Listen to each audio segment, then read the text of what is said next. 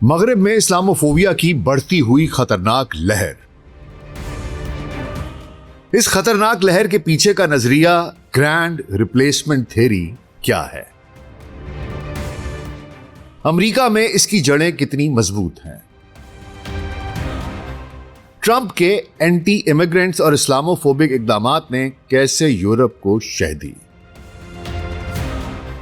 برطانوی سیاست میں نائجل فراج کی حالیہ جیت کیا معنی رکھتی ہے؟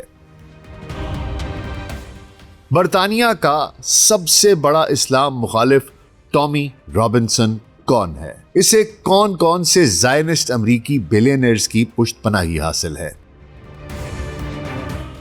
ایلون مسک کا اس اسلاموفوبک تحریک میں کتنا بڑا کردار ہے؟ اس تحریک کا مقصد کیا ہے؟ کیا اگلے 10 سے 20 سال میں مسلمانوں کا مغرب میں رہنا ناممکن بنا دیا جائے گا؟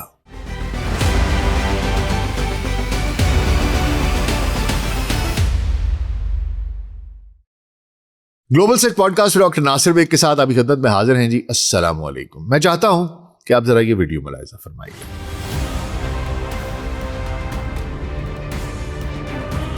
یہ ہفتے کے روز سینٹرل لندن میں انتہائی دائیں بازوں کے اینٹی اسلام ایکٹیوسٹ ٹامی رابنسن کی جانب سے آرگنائز کی گئی یونائٹ دا کنگڈم ریلی کی ویڈیو ہے، جہاں اسلام مخالف خواتین کے ایک گروپ نے اسٹیج پر آ کر یورپ میں تارکین وطن اور اسلام کے بڑھتے ہوئے اثرات کی مذمت کچھ اس انداز میں کی کہ یہ تینوں اسٹیج پر برقع پہن کر آئیں، جس پر مجمع نے ادھم مچایا، شور مچایا، اسلام مخالف آوازیں کسیں، مغلظات بکیں. پھر ان خواتین نے مجمع کو اسے اتارو، یعنی کہ جو انہیں پہنا ہوا تھا برقع، اسے اتارو کے نعرے لگانے پر اکسایا، جس کے بعد انہوں نے اپنے برقعے اتار پھینکے تاکہ نیچے پہنے ہوئے اپنے مختصر مغربی لباس کی نمائش کر سکیں. ٹامی رابنسن کی اس اسلام مخالف ریلی میں 60,000 سے زیادہ سفید فام برطانوی شہریوں نے شرکت کی. حالانکہ وہ اس کے اوپر دعویٰ یہ کر رہا ہے کہ جی اس میں تو ملینز اینڈ ملینز آف لوگ تھے، لیکن جو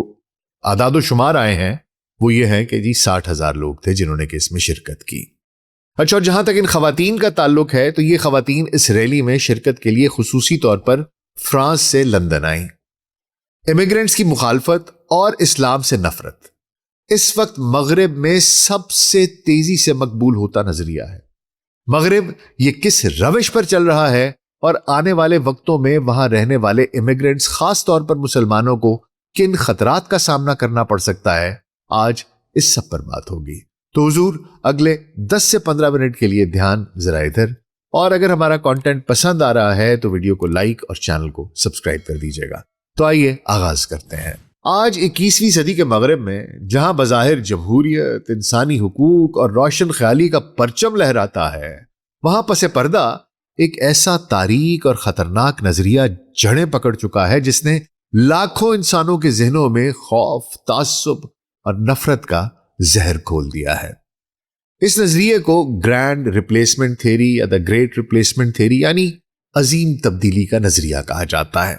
اس سفید فام قوم پرستی، وائٹ نیشنلزم کے سازشی نظریے کی شروعات فرانس سے ہوئی، جب مصنف رونالڈ کامو نے 2011 میں اپنی کتاب گریٹ ریپلیسمنٹ تھیوری میں اسے پہلی بار پیش کیا.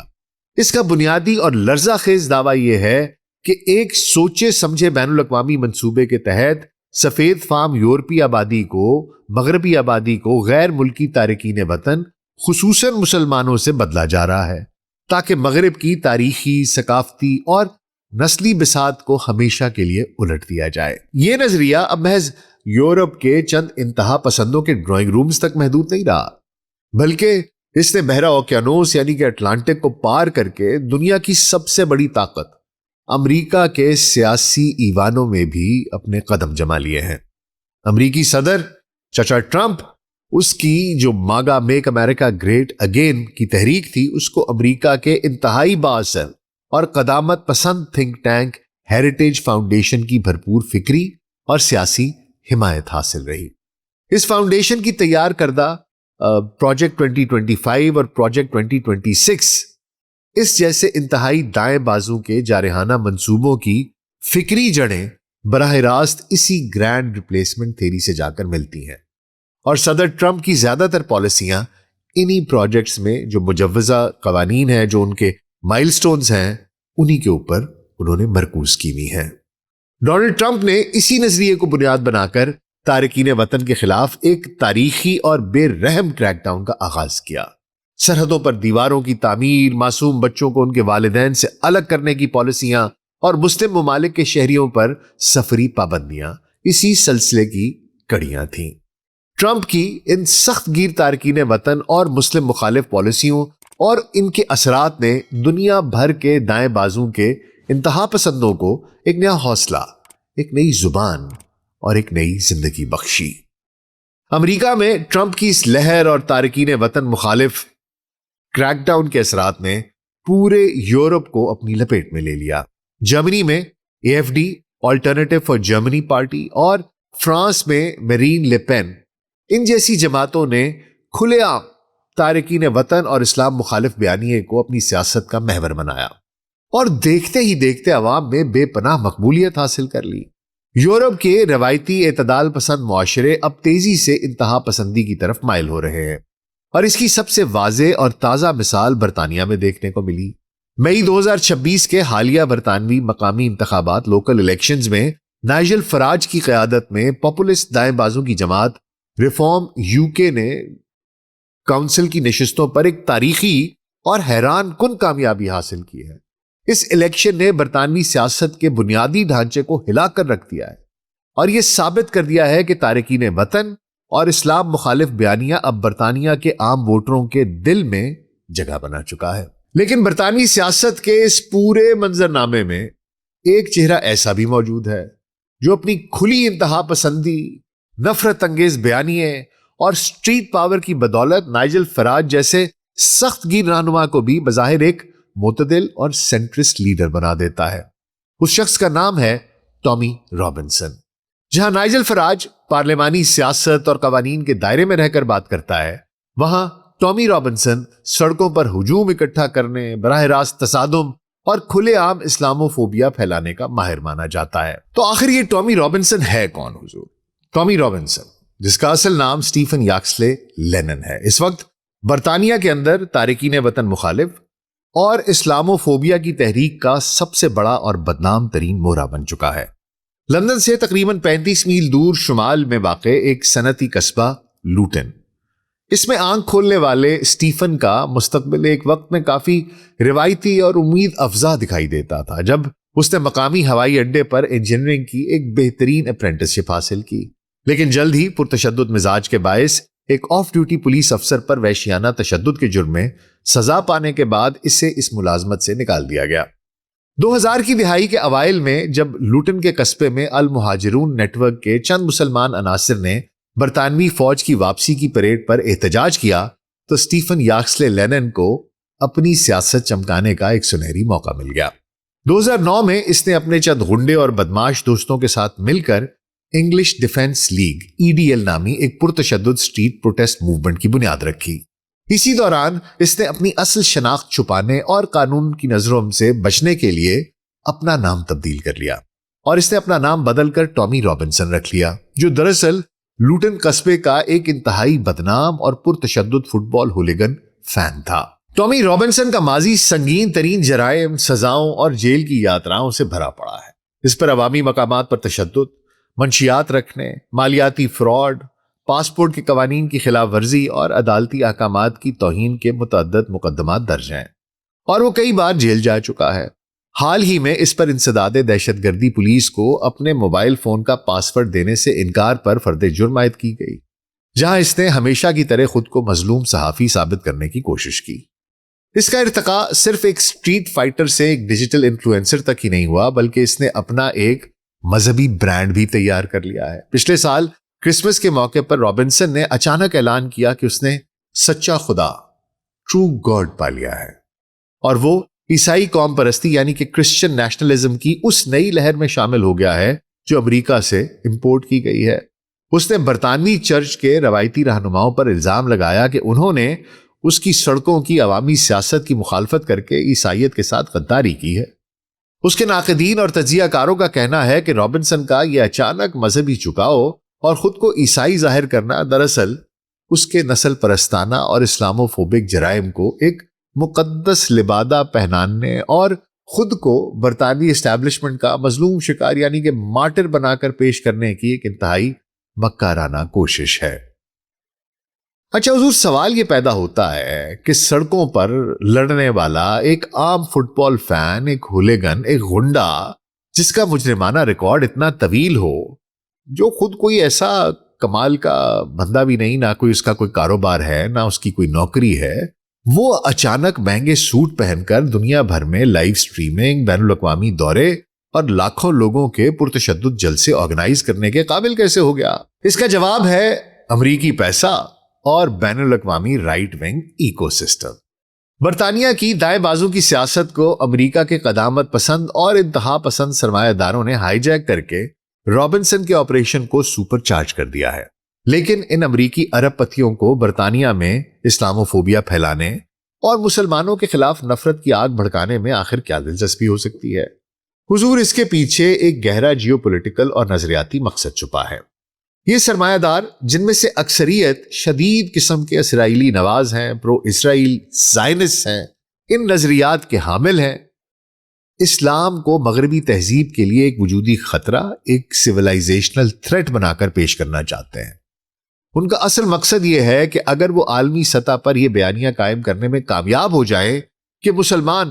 ہر جگہ، چاہے وہ اسرائیل ہو، برطانیہ ہو یا امریکہ، مغربی اقدار یہودیوں اور عیسائیوں کو مٹانے پر تلے ہوئے ہیں، تو اس کے نتیجے میں اسرائیل کی دائیں بازو کی حکومت کو غزہ اور دیگر مقبوضہ فلسطینی علاقوں میں کی جانے والی انسانی حقوق کی سنگین خلاف ورزیوں اور جنگی جرائم پر کوئی جواب دہ نہیں ٹھہرا سکے گا۔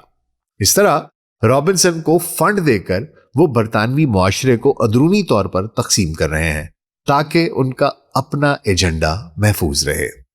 آئیے ذرا ان امریکی اور بین الاقوامی مہروں کا ایک ایک کر کے تفصیل سے جائزہ لے لیتے ہیں جن کے پیسوں نے رابنسن کو اب تک زندہ رکھا ہوا ہے۔ حضور، اس میں سب سے پہلا نام ہے رابرٹ شلمین کا، ٹیک انڈسٹری کا نامور امریکی ارب پتی، جسے دائیں بازو کے حلقوں میں ڈاکٹر باب کہا جاتا ہے۔ شلمین فاؤنڈیشن طویل عرصے سے زائنسٹ آرگنائزیشن آف امریکہ سمیت متعدد انتہا پسند اسرائیل نواز گروپوں کی مالی معاونت کر رہی ہے۔ 2017 میں برطانوی اخبار دی گارڈین نے سنسنی خیز انکشاف کیا تھا کہ رابرٹ شلمین نے ٹامی رابنسن کے لیے 5,000 پاؤنڈ، تقریباً $5,500 ماہانہ کا باقاعدہ وظیفہ مقرر کر رکھا ہے۔ یہی نہیں، اس نے کینیڈا کے انتہائی دائیں بازو کے digital media house rebel news میں رابنسن کو بطور رپورٹر ملازمت بھی دلوائی بھی ہے، جس نے رابنسن کے نفرت انگیز بیانیے کو باقاعدہ ایک بین الاقوامی برانڈ اور پروفیشنل شکل دی ہے۔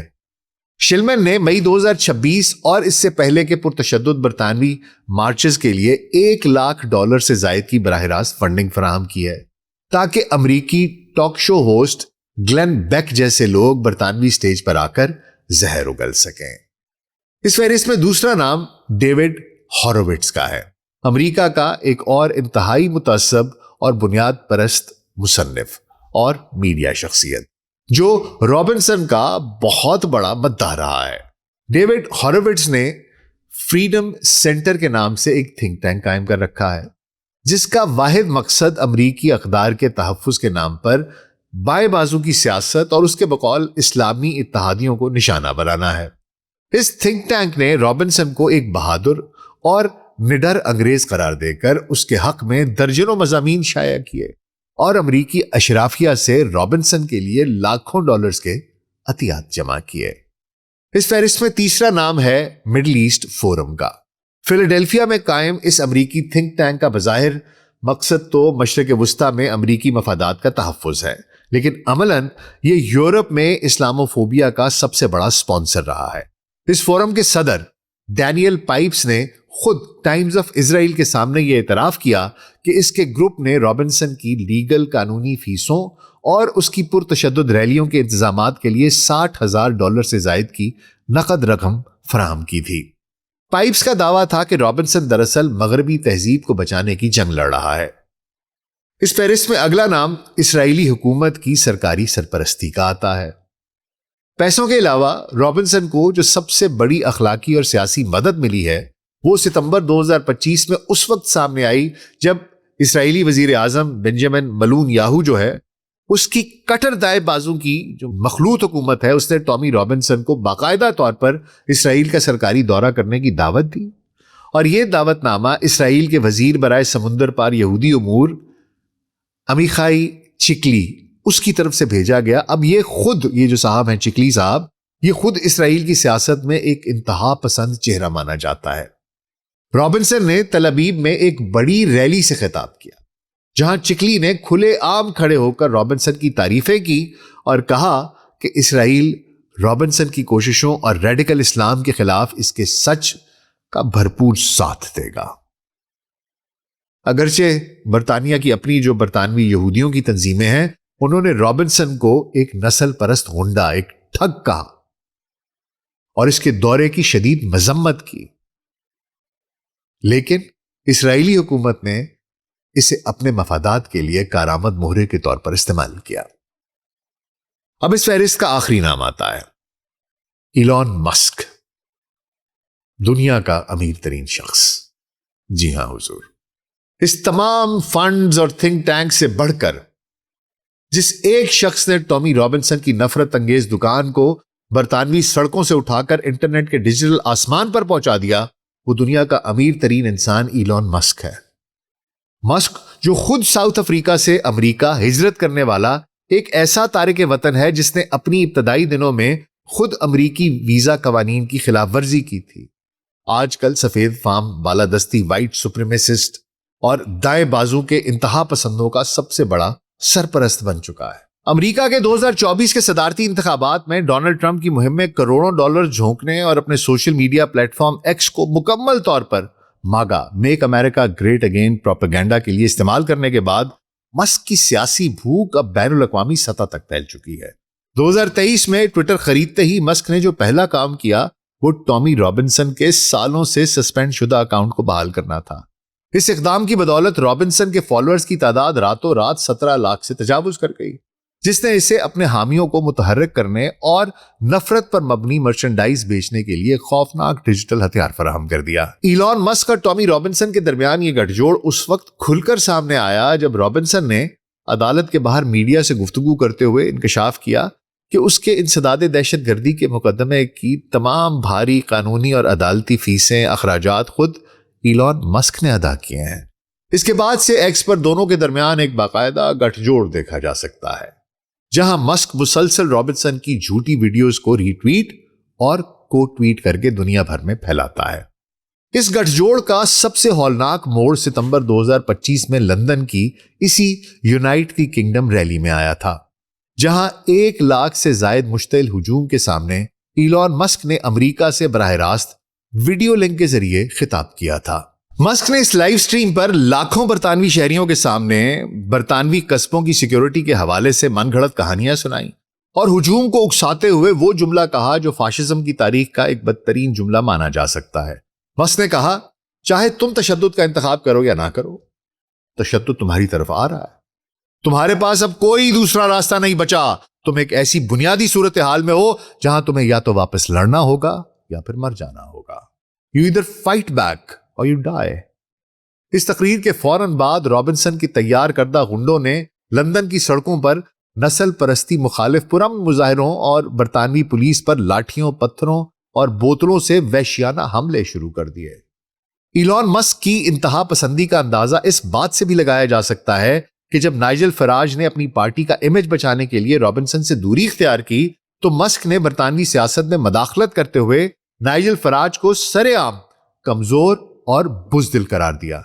اور مطالبہ کیا کہ فراج کو ریفارم پارٹی کی قیادت سے استعفیٰ دے کر یہ جگہ ٹامی رابنسن کے حوالے کر دینی چاہیے۔ حضور، صرف یہی نہیں ہے، یہ پوری دائیں بازو کی تحریک کسی سچائی پر نہیں بلکہ مکمل طور پر جھوٹ، مبالغہ آرائی، تماشے